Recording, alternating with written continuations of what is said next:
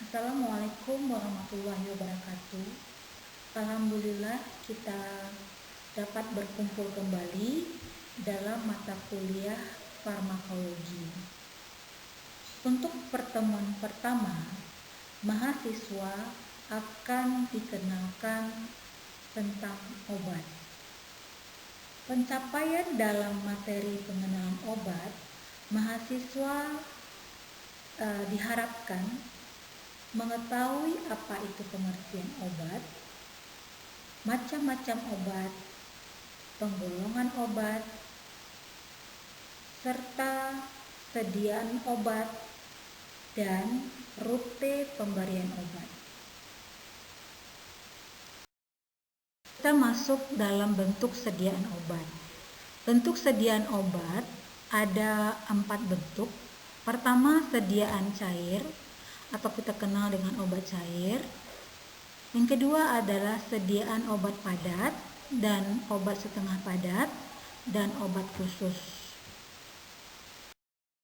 Sediaan obat padat. Obat padat terdiri dari beberapa bentuk. Yang pertama adalah obat yang berbentuk kapsul. Kapsul merupakan sediaan obat padat yang dibungkus dalam cangkang keras atau lunak yang dapat larut di dalam tubuh kita. Biasanya cangkang bisa dibuat dari pati rumput laut serta dari gelatin atau usus sapi ataupun dari usus kelinci ataupun dari usus babi. Itu tergantung dari apakah dia halal atau tidak. Biasanya di Indonesia sudah membedakan mana obat yang halal dan tidak halal. Kita masuk ke kesediaan obat berbentuk tablet. Biasanya dia berbentuk bundar, pipi dan cembung. Nah, biasanya tidak ada bahan pelarut ataupun bahan untuk menstimulus ataupun mencampurkan obat satu dengan obat yang lainnya. Kita masuk ke sediaan obat kaplet. Obat kaplet ini adalah kapsul dan tablet. Dia biasanya dilapisi dengan gula dan diberikan dengan warna yang menarik. Sedangkan pil merupakan zat atau sediaan obat padat yang terdiri dari satu atau lebih obat yang tercampur oleh pembawanya. Contohnya misalkan dia obat sakit kepala. Dari obat sakit kepala itu mungkin saja ada obat penurun panas. Biasanya ada obat disebut dengan obat pil. Yang berikutnya adalah bentuk sediaan obat longesti atau berbentuk permen atau candy. Biasanya dia mudah dikonsumsi oleh mulut. Dia mengandung gula dan bahan obat dan dia berbentuk seperti permen. Berikutnya adalah pastiles. Pastiles ini adalah obat yang mudah larut secara perlahan di mulut. Contohnya Milten, Pagoda dan lain-lain. Bentuk yang berikutnya adalah serbuk. Serbuk ini adalah sediaan obat yang bentuk padat tapi dihaluskan supaya mempermudah orang mengkonsumsinya. Nah, disebut dengan serbuk. Kita masuk ke bentuk sediaan obat setengah padat. Bentuk sediaan obat setengah padat berbagai bentuknya yaitu salep, krim, gel, pasta, dan sabun. Biasanya obat sediaan setengah padat ini hanya digunakan untuk bagian luar tubuh saja. Tidak boleh digunakan untuk bagian dalam. Kita masuk ke sediaan obat cair. Bentuk sediaan obat cair ada beberapa bentuk. Pertama adalah solusiones atau larutan atau lebih kita kenal dengan obat sirup. Yang kedua adalah obat suspensi. Obat suspensi ini adalah obat atau partikelnya masih ada yang padat dan tidak larut dalam fase cair. Berarti di dalam suspensi ini masih ada obatnya yang belum tercampur. Berarti ada beberapa obat yang masih terasa keras.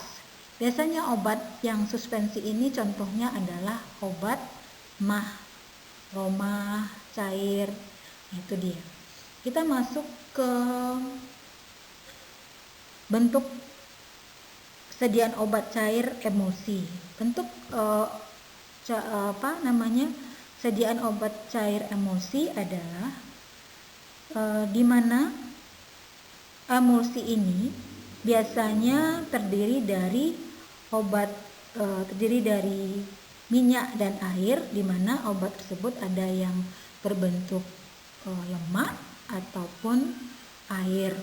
Maka untuk menyatukan antara lemak ataupun minyak dan air tersebut, kita gunakan emulgator nantinya supaya minyak air tersebut bisa bersatu. Yang berikutnya adalah airdrop, obat tetes telinga, dan ice drop untuk tetes mata, dan obat injeksi. Kita masuk ke sediaan obat khusus. Apa contoh sediaan obat khusus adalah implan, yaitu obat untuk kontrasepsi yang diberikan di bawah kulit, dipasang di bawah kulit. Yang kedua aerosol, yang ketiga infus, dan obat suppositoria yang dimasukkan melalui anus. Masuk ke topik keempat, yaitu rute pemberian obat. Rute pemberian obat terbagi atas dua, yaitu enteral dan parenteral. Enteral berarti rute pemberian obatnya hanya di bagian luar tubuh saja. Sedangkan parenteral di mana rute pemberian obatnya melalui bagian dalam tubuh. Kita masuk ke rute enteral. Rute pemberian obat melalui enteral. Pertama adalah oral, di mana rute pemberian obatnya melalui mulut, lambung, usus, dan memasuki sirkulasi darah, hati, dan jantung. Baru bisa diantarkan ke tempat yang dirasakan perlu untuk obat tersebut. Yang kedua adalah sublingual, di mana obat diletakkan di bawah lidah. Sublingual tidak akan melewati lambung, usus, ataupun usus halus atau penyerapan dari usus halus. Dari lidah nanti akan diabsorpsi oleh kelenjar yang ada di lidah. Nanti akan diserap oleh kelenjar yang di bawah lidah, nanti diantarkan ke dalam sirkulasi darah dan di tempat yang sakit. Nah, itu disebut dengan rute pemberian obat sublingual. Rute pemberian obat enteral berikutnya adalah bukal. Bukal di mana obat diletakkan di antara pipi dan gusi. Antara pipi dan gusi tersebut terdapat adanya sekret atau lendir. Lendir tersebut yang akan mengabsorpsi dan dibawa melalui sirkulasi darah. Yang keempat adalah rektal, di mana obat dimasukkan melalui rektum. Ya, dia tidak melewati yang namanya proses dari mulut, tenggorokan, lambung, ataupun usus. Dia akan langsung diserap oleh mukus ataupun oleh jaringan yang ada di rektum dan akan diantarkan ke sirkulasi darah dan diserap oleh tubuh sesuai dengan yang mana yang sakit. Kita masuk ke rute yang kedua, yaitu rute pemberian obat parenteral.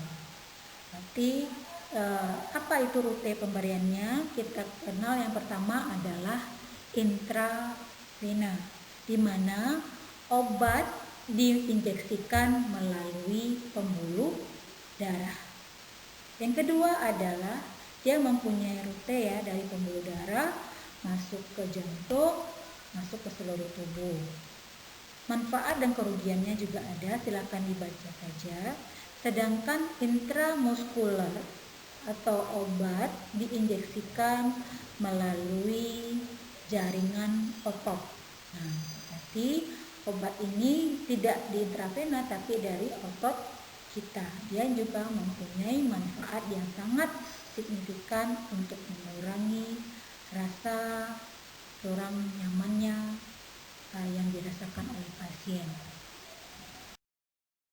Berikut yang ketiga adalah rute pemberian obat parenteral. Yang ketiga yaitu subkutan, di mana obat diinjeksikan di bawah kulit. Pasien tidak perlu, bisa dilakukan sendiri oleh pasien, dan ini juga bisa digunakan oleh pasien yang tidak sadar. Yang berikutnya adalah rute pemberian intratekal, yaitu di mana obat dimasukkan melalui kemasukan ke dalam cairan cerebrospinal, dimasukkan ke dalam bagian otak, antara otak dan tulang belakang. Ini biasanya hanya dilakukan oleh orang yang ahli.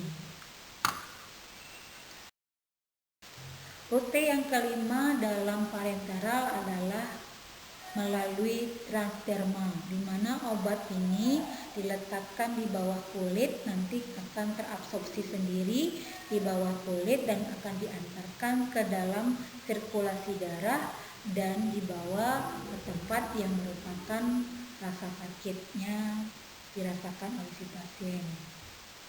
Yang keenam yaitu inhalasi, di mana rute pemberian obatnya,